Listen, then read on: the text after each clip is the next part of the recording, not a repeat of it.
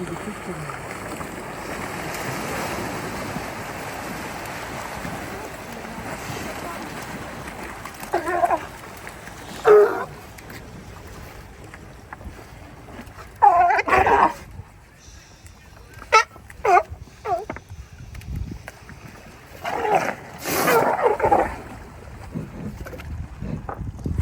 afternoon, everybody, and welcome to Point Lobos. This is normally the part of the day where the sea lions prefer to shout over me, but while they're being quiet, I'll get most of the talk in.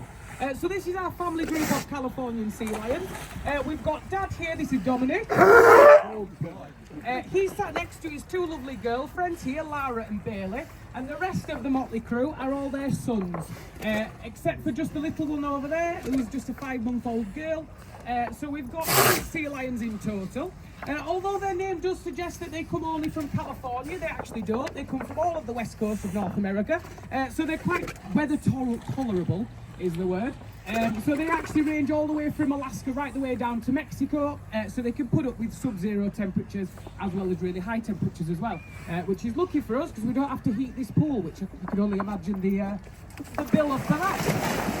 So these guys are just having a little training session now. I'm just giving them some little sand eels, which they really, really like. So Californian sea lions in the wild are regarded as least concern by the IUCN. What that means is there's a massive population of these guys all across the west coast of North America. I didn't ask for that. All across that west coast of North America. Lara.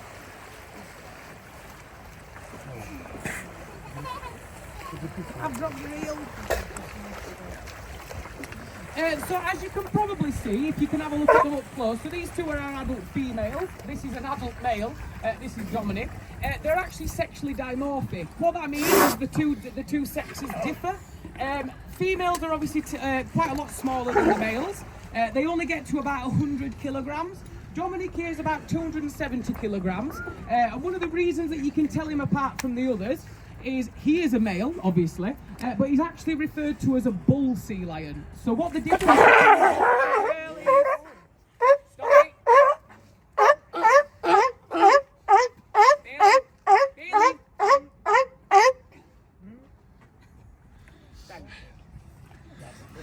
So the main difference between a male and a bull is what you call a sagittal crest. So it's this little lump, Bailey.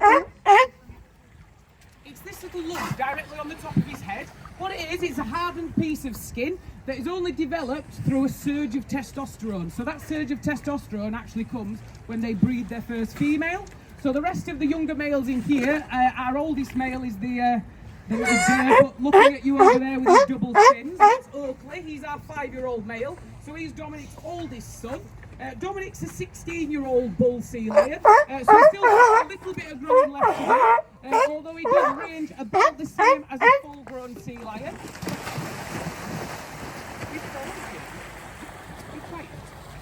So sea lions in the wild, they spend about 80% of their time, surprisingly, on land. Really? Like I said, they like to shout over me whilst I'm talking. They do spend about 80% of their time on land. That's very different to seals. The pet peeve of sea lion keepers is when people refer to these as seals. These are not seals at all, they're sea lions. They come from the same family, which is the pinniped family. What pinniped means in Latin is actually flatfoot, so essentially just a flipper. So their closest living relative in the wild, believe it or not, is actually bears. So these originated from bears. Their 4 legs turn into flippers to allow them to swim a lot better.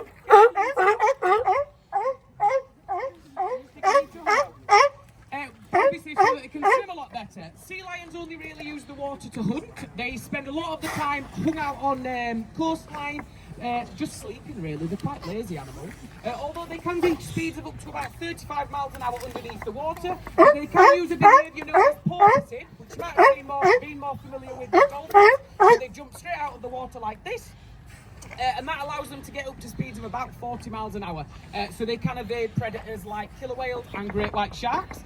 These guys have actually got rotating pelvises. They're one of the only animals in the animal kingdom to have that. That means that they can actually rotate themselves and turn on a sixpence. You might probably see them do it underwater. They can literally whip their body around. It's a bit like a snake's body, really. So if Dominic here, I might be able to show you how quadrupedal they are. So you'll notice as Dom's clambering up here that he's actually using his back flippers as well.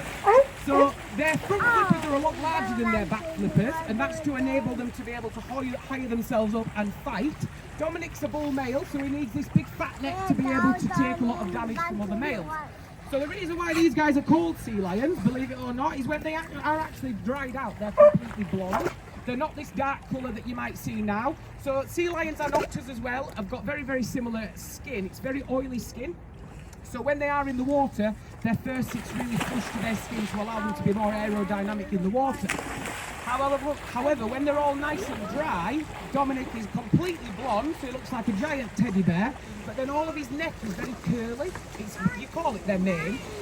So obviously if you imagine the early exhibitionists probably finding their first sea lion, it probably did look like a legless lion, essentially, that was able to move around. We call them legless Labradors because they're just as friendly as Labradors.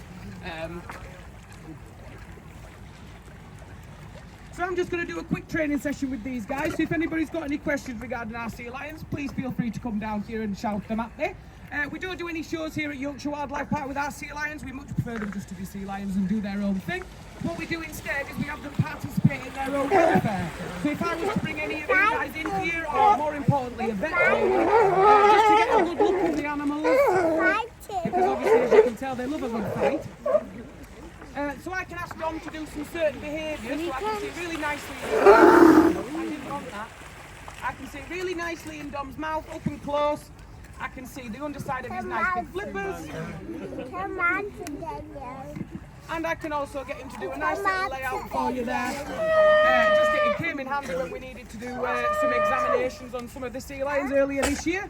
But yeah, if anybody's got any questions, feel free to pop down here. Enjoy the rest of your day, everyone. Sorry? Oh, you haven't got 2 brains.